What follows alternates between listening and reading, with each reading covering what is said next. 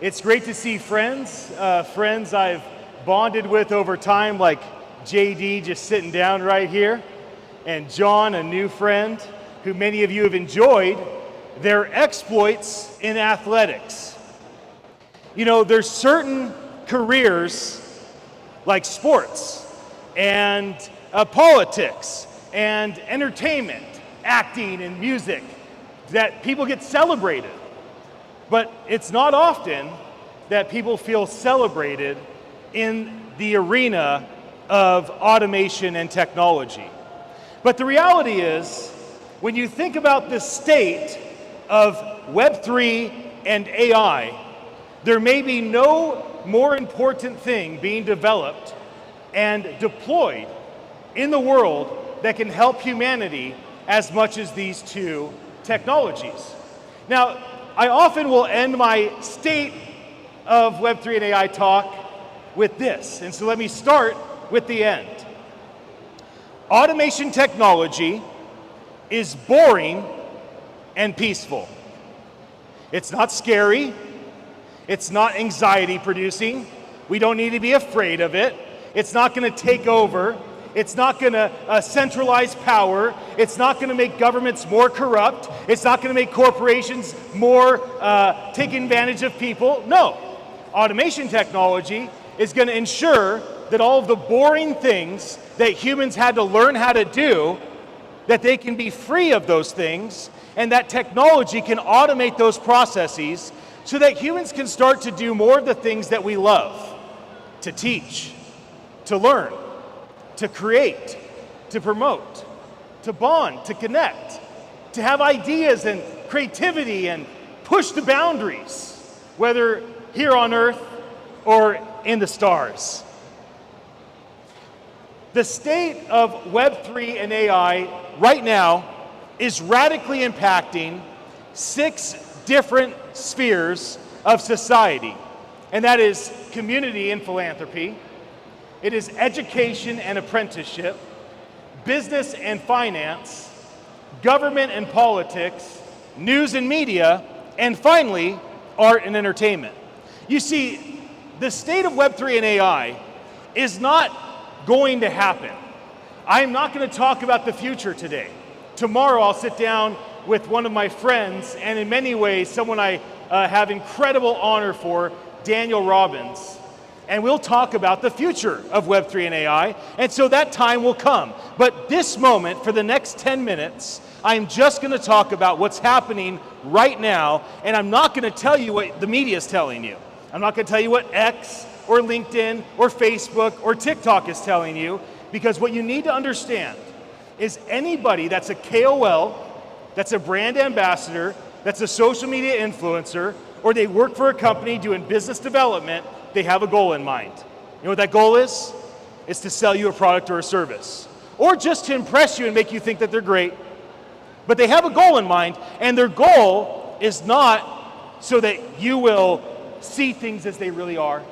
Their goal is to try to get you to buy something, to do something, to answer the call to action.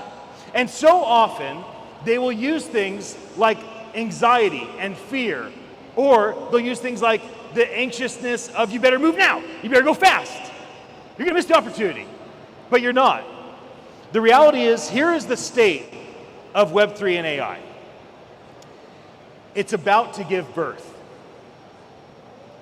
Web3 and AI are not like in human years, it's not like an old man, it's not past its prime, it's not even a teenager or an adolescent. We're about in the 3rd trimester, about to give birth to automation technology that will radically impact all of humanity. And right now, only about 4 or maybe 5 billion people in the world have the access to the internet. So what happens when the other 2 to 3 billion people that don't yet have the internet get access?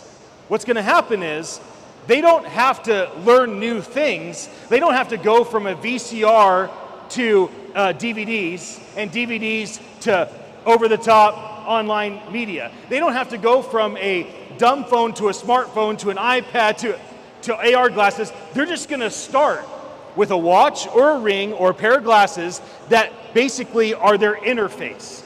And this billions of people around the world that make less than $2 a day, they're going to walk into the state of AI.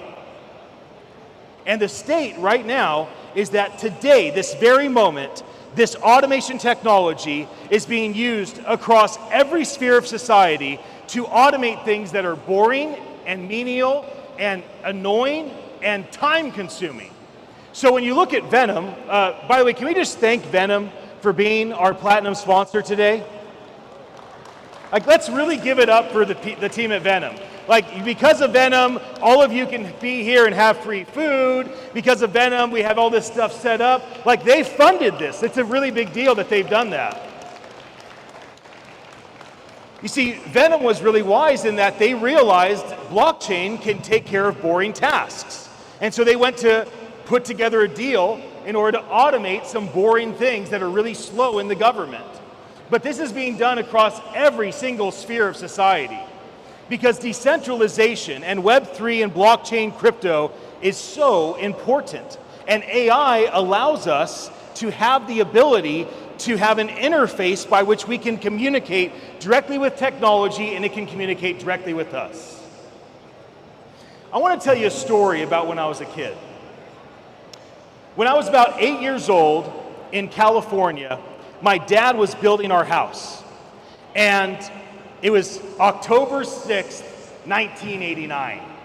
And I'm inside the garage, and I'm sweeping the floors, as an 8-year-old kid does. My 7-year-old son is here. I see him right there. I see you, Nathan. And I was about Nathan's age, and my dad's building our home that we lived in for almost 20 years. And as he's building the house, I'm down in the garage with my mom, and an earthquake started. But it was the big earthquake. It was the earthquake when the Oakland A's and the San Francisco Giants were in the World Series, the Battle of the Bay, and this earthquake was so intense, it just leveled downtown Santa Cruz where we lived. And the house my dad was building was just 1 mile from the epicenter, the San Andreas Fault. And all of a sudden, I feel the house shaking, you know, and I yell, "Dad, stop shaking the house!" Because I'm 8, and I think my dad's so strong he can shake our house. And my mom screams. So my dad loves earthquakes. So my dad, it's a free roller coaster ride. And my mom, it's like the scariest thing that could possibly happen. So the house is shaking, right? It's going back and forth. And I'm yelling, "Dad, stop shaking the house!" And my mom grabs me by the collar. She's like, "Run!" We run outside, and I see the road like waves. And I see all the trucks and cars bouncing down the road. And I look up at my dad, and he's hanging on in the middle of the window. And he started like, "Yee-haw!" But then it quickly became, "Ah!" Because he got scared. It lasted for 40 seconds. And he thought every time it would go here, he thought, "I'll jump off now." And then it would go over here, and he'd think, "I'll jump off now." But he held on until it stopped. I want you to understand that the state of Web3 and AI is like an earthquake in your life. You may not have invited it, you may not want it, but it's happened. It's over. The earthquake has happened, the birth has begun, we're about to give birth, humanity is about to give birth to like legitimate machine learning, artificial intelligence, large language models that will transform society. It's already happening across every sphere. Web3 is impacting every sphere of society. It doesn't matter if you like it. It doesn't matter if you want it. It also doesn't matter if you desire it or want or love it. It's here. The earthquake has happened. And my question to you, when you think about the state of Web3 and AI, when you think about Web3, what's happened with Bitcoin, with DeFi, with Ethereum and smart contracts transforming the way we do things, with all the layer 2s built upon it, like the Polygons, and all the competitive blockchains like the Venoms and the Solanas and the...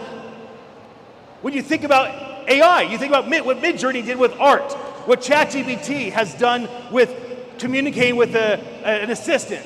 When you think about these things, you need to understand the earthquake has happened, the damage is done, and now it's time to pick up the pieces and look at your career and look at your government. You need to look at your education system and your faith institutions.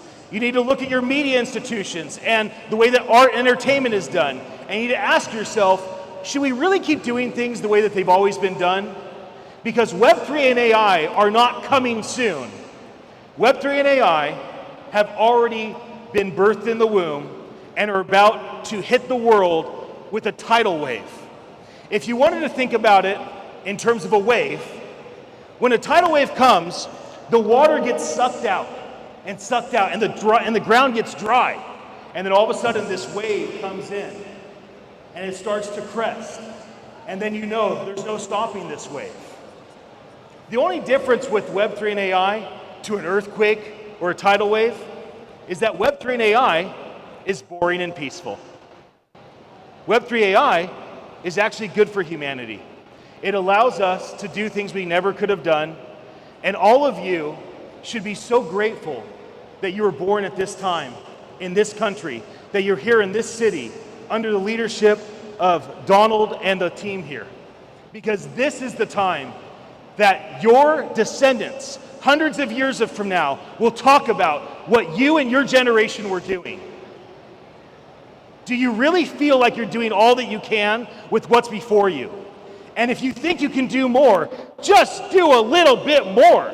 Just try a little harder. Just learn a little more. Just put yourself in an uncomfortable situation just a little more than you are. And it will certainly be worth it. And I thank all of you for your attention.